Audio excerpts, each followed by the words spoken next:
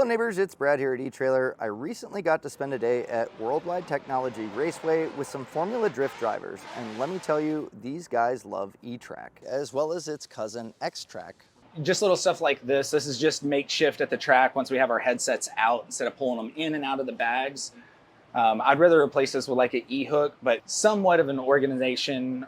Built the ladder rack, put the ladder rack back there. Our tire cart goes here, so on and so forth. Now, when it came to, old school way of towing, just ratchet strap it, but did you do any upgrades as far as storage or anything to the truck or trailer to make it better? Well, back then we didn't really. We just kind of overloaded the truck. She was squatting good and just, used some regular straps. But over the time, we'd switch to some E-Track stuff and, other using E-Track straps, stuff like that, instead of just using a regular ratchet strap with just a hook on the end. A guy in California told me about this on one of his trailers. This is actually how I store our wheels.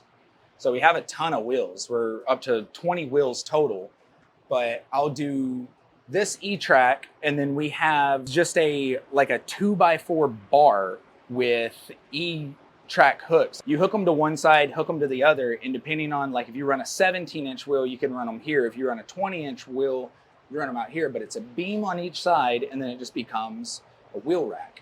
Now, if you were to do any upgrades to your trailer long term, is there anything that you're like, oh, I'd love to do that?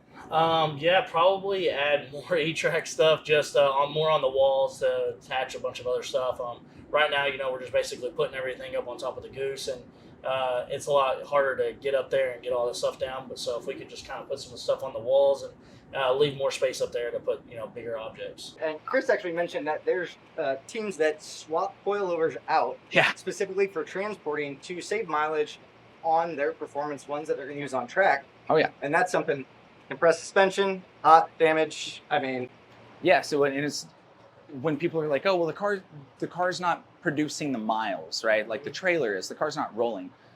Every bump, that car's still moving with the road. Just because the wheels aren't turning doesn't mean that the suspension's not moving. So it still does the same thing.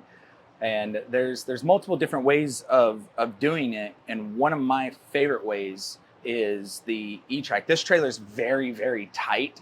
Like there's less than 1 inch on each side of the wheel when we back the car in. So getting to the rear wheels is a little difficult here.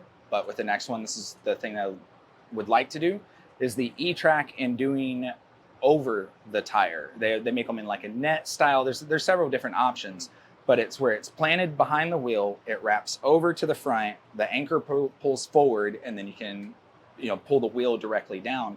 You can get accessories for all your cargo management needs.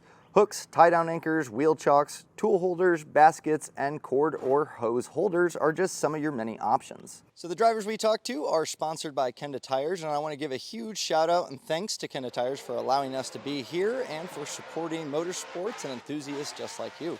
If you're using E-Track in an interesting or creative way, let us know with a picture or comment. I'm Brad, thanks for watching.